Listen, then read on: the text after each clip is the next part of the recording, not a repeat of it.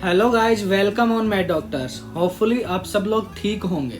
जो आज का वीडियो हम लेके आए हैं, आज के वीडियो के अंदर आपको जो इन्फॉर्मेशन देने जा रहे हैं, जो बताने जा रहे हैं आपको, वो है फिलीपींस के बारे में। और फिलीपींस के अंदर भी जो मेडिकल यूनिवर्सिटीज़ हैं जहाँ पे MBBS का कोर्स, MD का कोर्स कराया जाता है, वहाँ पे 4 साल की जो अभी तक प्रेजेंट सिचुएशन के अकॉर्डिंग 4 साल का जो मेडिसिन का कोर्स है, उसके अंदर 3 साल की तो आपको जो थ्योरेटिकल पोर्शन होता है, जो आपको पढ़ना होता है, प्रैक्टिकल इतना ज़्यादा नहीं होता है कुछ हद तक होता है, लेकिन बहुत ज़्यादा नहीं होता है।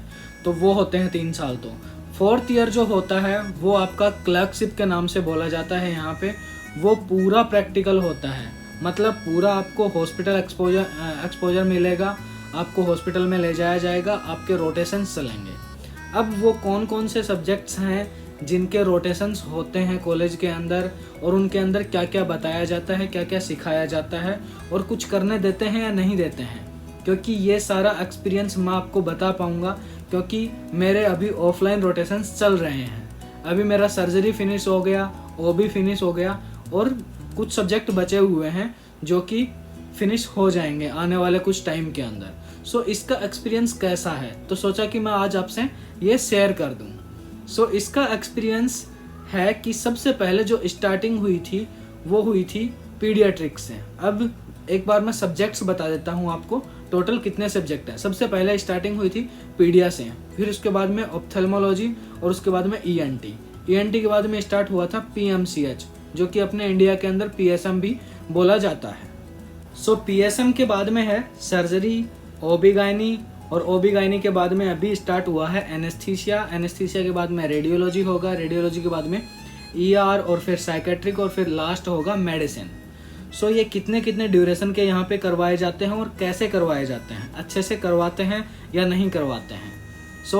आपको होपफुली पता ही होगा कि मैं कौन से यूनिवर्सिटी में पढ़ रहा हूँ यहाँ पे फिलीपींस के अंदर। जिस यूनिवर्सिटी या फिर जिस कॉलेज के अंदर मैं पढ़ रहा हूँ वो है university of perpetual help system, जो कि लास पिनास के अंदर लोकेटेड है। मैंने पहले के वीडियोज़ के अंदर आपको बताया भी है। जो लास पिनास सिटी है ये एयरपोर्ट के बिल्कुल नज़दीक ही है, 7-8 किलोमीटर दूर ही है, और मनीला भी यहाँ से काफ़ी नज़दीक है। ये था, आपको यूनिवर्सिटी के बारे में वापस से बता दिया है शॉर्ट वर्डिंग के अंदर। और अब हम बताते हैं डिटेल के अंदर कि कैसा एक्सपीरियंस रहा है हमारा। स्टार्टिंग जब हुई थी पीडियाट्रिक्स से, उस टाइम पे तो मैं इंडिया के अंदर था, तो वो मैंने ऑनलाइन ही अटेंड किया था, वो मैं ऑफलाइन अटेंड नहीं कर पाया था। लेकिन जितने भी मेरे फ्रेंड्स ने ऑफलाइन अटेंड किया था, उनका जो एक्सपीरियंस है, उन्होंने जैसा बताया है, उनका एक्सपीरियंस बहुत ही अच्छा रहा। पीडियाट्रिक डिपार्टमेंट, कोई भी डिपार्टमेंट हो, अपने को फाइल वर्क तो करने को मिलता ही मिलता है। डॉक्टर ने क्या लिखा है और उसका एब्स्ट्रैक्ट भरना होता है, एक उसकी जो फाइल होती है पेशेंट की, वो होती है। वो तो करना ही करना होता है। उसके अलावा अपन जो PGI होते हैं, जो क्लर्कशिप के बाद में यहाँ पे जो इंटर्नशिप कर रहे होते हैं, क्योंकि इंडियन स्टूडेंट्स तो यहाँ पे क्लर्कशिप के बाद में इंटर्नशिप नहीं करते हैं, वो तो क्लर्कशिप के बाद में डायरेक्ट इंडिया चले जाते हैं। लेकिन यहाँ के जो स्टूडेंट होते हैं, वो यहाँ के जो डॉक्टर होते हैं, वो क्लर्कशिप के बाद में PGI करते हैं, जो कि एज अपन एक इंटर्नशिप कह सकते हैं। वापस से इतने ही सब्जेक्ट होते हैं। अपन किसी भी PGI से रिक्वेस्ट कर सकते हैं कि हमें ज़्यादा से ज़्यादा पेशेंट्स देखने हैं, हमें, मतलब वो आपको खुद को बात करनी है। आप खुद बात करें, किसी भी PGI से बात कर लें, बहुत हम्बल होते हैं और बहुत ही अच्छे से आपका सपोर्ट करते हैं, और आपको मतलब अपने साथ में ले जाते हैं। क्योंकि किसी भी कंट्री के अंदर होते हैं तो लोकल्स को तो ज़्यादा ही पता होता है अपने से कि अब क्या करना है, कौन सा पेशेंट, और एक्चुअल में पेशेंट से भी जो बात करनी होती है वो लोकल लैंग्वेज के अंदर ही ज़्यादातर बात होती है। क्योंकि एक ऑलरेडी पेशेंट परेशान होके आया है, या फिर किसी भी डिपार्टमेंट के अंदर अपन रोटेशन पे हैं, तो उसके अंदर कोई भी पेशेंट आया है तो वो ठीक तो है ही नहीं, ओबियसली कोई ना कोई प्रॉब्लम है ही। और उसके बाद में अपन उनसे कंसल्ट करेंगे, क्योंकि अपने को यहाँ की जो लोकल लैंग्वेज है, तगालोग है, वो तो आती नहीं है। अपन बात करने की कोशिश करेंगे इंग्लिश के अंदर। मे बी वो इरिटेट हो सकता है, या फिर उसको अच्छा ना लगे, या फिर एक पेशेंट की साइड से देखें तो वो कंफर्टेबल फील ओबियसली नहीं होगा, क्योंकि वो ऑलरेडी पैनिक है अपने डिजीज से और अपनी प्रॉब्लम को लेके। जो लोकल क्लर्क होते हैं वो हमेशा साथ में होते हैं, लोकल क्लर्क और PGI जो इंटर्न होते हैं। उनके साथ अपन हॉस्पिटल रोटेशन पे जाते हैं और उनसे अपने बात कर लो कि हमें मतलब देखना है ज़्यादा से ज़्यादा। तो वो जब आपकी ड्यूटी नहीं है आप तो भी आपको एक्स्ट्रा टाइम में भी बुला लेते हैं और आपको काफ़ी सारी चीज़ों का नॉलेज और दिखा सकते हैं आपको। बात कर रहे थे हम पीडियाट्रिक्स की, तो पीडिया के अंदर नीकू के अंदर जो NICU होता है, नियोनेटल इंटेंसिव केयर यूनिट होती है, वहाँ पे भी काफ़ी बार जाने का मौका मिला है। जो मेरे साथ के हैं जो लोग हैं उनको, और काफ़ी अच्छा एक्सपीरियंस हुआ है उनको, और काफ़ी सारे फोटोथेरेपी वगैरह और ये जो भी मतलब बच्चों से रिलेटेड, पीडियाट्रिक से रिलेटेड जो भी चीज़ें होती हैं उन्होंने सारी लगभग करके देखी हैं, उनको करने का मौका मिला है। पीडियाट्रिक्स जो डिपार्टमेंट के रोटेशन होते हैं ये 2 मंथ्स के लिए होते हैं। 2 मंथ पीडियाट्रिक चलता है। उसके बाद में स्टार्ट हुआ था ऑप्थेल्मोलॉजी एंड ENT। ये दोनों ही ऑनलाइन करवाए गए हैं हमें सबको, क्योंकि आपको पता ही है कि ये ऑनलाइन ऑफलाइन वाला चक्कर कोविड की वजह से ही हुआ है। जितने भी जो छोटे सब्जेक्ट हैं जो 15 दिन का है, 1 महीने का है, या फिर माइनर तो नहीं बोल सकते लेकिन कह सकते हैं कि 15 दिन का है, तो इसके अंदर क्या ही रोटेशन। जब सब कुछ नॉर्मल था तो करवाया जाता था परपेचुअल में भी और सारे कॉलेजों के अंदर भी ऑफलाइन रोटेशंस ही होते थे, भले ही कोई मेजर सब्जेक्ट हो, भले ही कोई माइनर सब्जेक्ट हो। लेकिन अभी प्रेजेंट टाइम पे मेजर सब्जेक्ट्स हैं उनके ही ऑफलाइन रोटेशंस हो रहे हैं, माइनर्स के नहीं हो रहे हैं।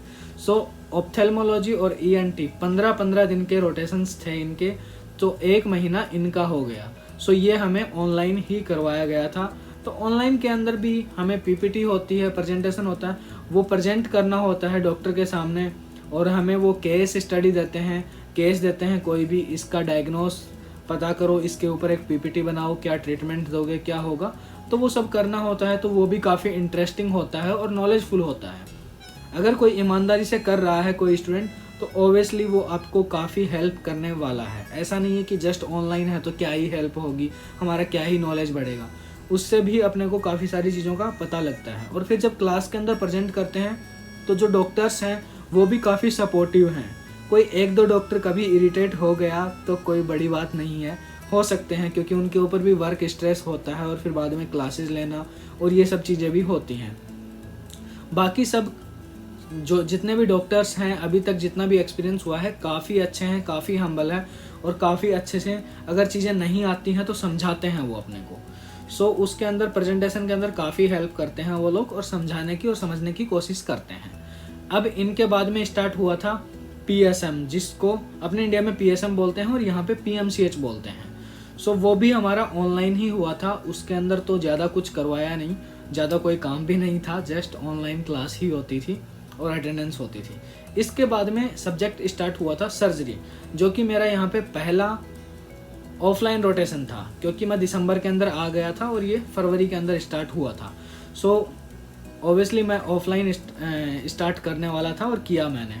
उसके अंदर काफ़ी अच्छा एक्सपीरियंस हुआ और काफ़ी सारे ऑपरेशंस देखने को मिले। फाइल वर्क तो आपको करना होता ही होता है और सर्जरीज भी काफ़ी देखने को मिलती हैं। परपेचुअल के अंदर काफ़ी कम से कम 5 से 6 OR हैं जिनके अंदर ऑपरेशंस होते हैं और काफ़ी सारे ऑपरेशंस देखने को मिले। जो सबसे पहला जो मेरा ऑपरेशन था वो था अपेंडेक्टोमी का था, जो कि लेप्रोस्कोपिक सर्जरी थी। उसके अंदर काफ़ी अच्छा एक्सपीरियंस रहा था। जो यहाँ के लोकल रेजिडेंट थे वो भी काफ़ी कूल होते हैं, अच्छे से बताते हैं या फिर पूछते हैं या फिर कुछ भी करना होता है तो अच्छे से बोलते हैं। एज ए हेल्पर अच्छे से मतलब ऑपरेशन थिएटर के अंदर वो काम करवाते हैं और बताते भी हैं बीच बीच में चीज़ों के बारे में। और जो सर्जन आते हैं, जो डॉक्टर आते हैं, वो भी काफ़ी अच्छे होते हैं, इंटरेक्टिव होते हैं और हेल्पफुल होते हैं। जब ऑपरेशन चल रहा होता है अपने को असिस्ट भी करने दिया जाता है और असिस्ट करते करते वो पूछते भी हैं काफ़ी सारी चीज़ें और बताते भी हैं कि ये चीज़ ये होगी, ये होता है। और जो जैसे लेप्रोस्कोपिक होते हैं तो उसके अंदर तो कुछ इतना खास दिखता नहीं है, ओपन के अंदर ज़्यादा देखने को मिलता है। लेप्रोस्कोपिक के अंदर अपन स्क्रीन पे देख सकते हैं, बाकी डॉक्टर तो पास में खड़ा होकर कर ही रहा होता है, लेकिन अपन स्क्रीन पे देख सकते हैं कि कहाँ पे क्या चल रहा है। उसके बाद में मेरे को ओपन एब्डोमेन सर्जरी मिली थी, जिसके अंदर किसी को पेनक्रियाज का रिमूवल था थोड़ा सा और गॉल ब्लैडर रिमूवल था। दोनों सर्जरी थी एक ही पेशेंट के अंदर, तो वो काफ़ी इंटरेस्टिंग था, काफ़ी मज़ा आया उसके अंदर और बहुत कुछ सीखने को भी मिला। एक अच्छा एक्सपीरियंस रहा। एक वो डर होता है ना ऑपरेशन थिएटर में जाने से पहले कि पता नहीं कैसे कैसे लोग करते हैं, कैसे डॉक्टर काम करते हैं, कितना स्ट्रेस होता है, कैसे मतलब पता नहीं क्या बिहेव होगा। लेकिन वहाँ पे जब जाते हैं तो सब कूल होता है, ऐसा कुछ भी नहीं होता है, बहुत ही अच्छे से अपना अपना काम कर रहे होते हैं।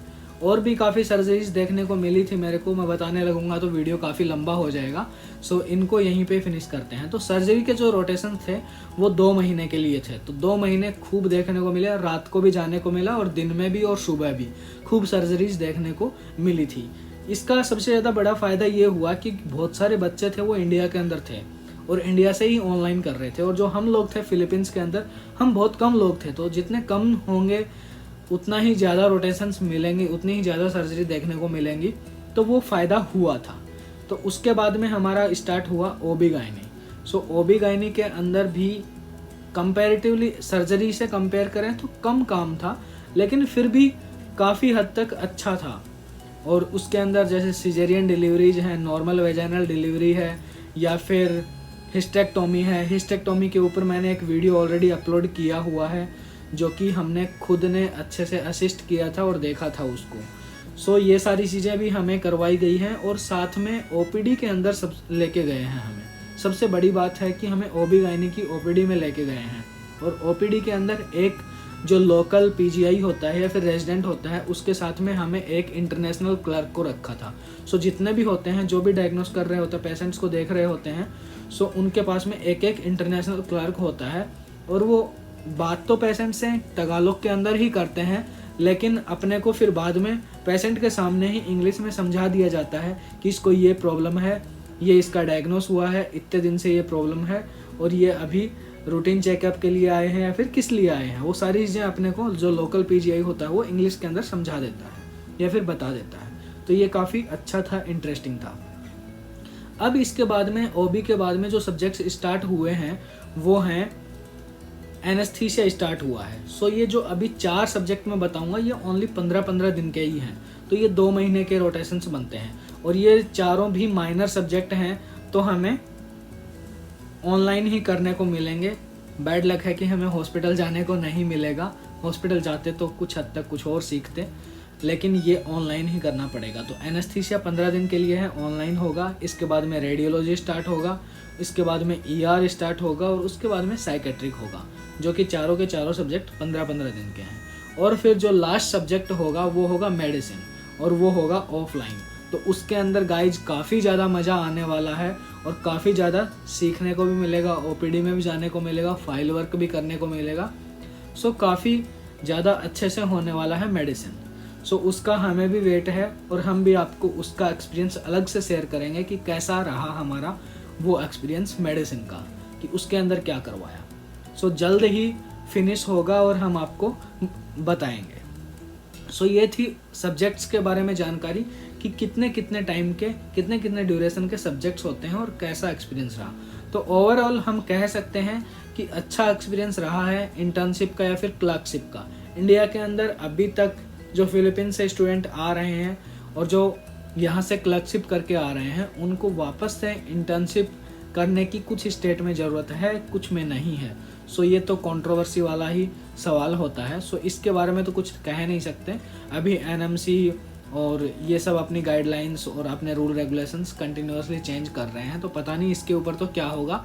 लेकिन हाँ, जो फिलीपींस के अंदर क्लर्कशिप करवाई जाती है वो काफ़ी अच्छे से करवाई जाती है, और काफ़ी प्रैक्टिकल नॉलेज और एक मतलब हॉस्पिटल की साइड से देखें तो काफ़ी कुछ सीखने को मिलता है।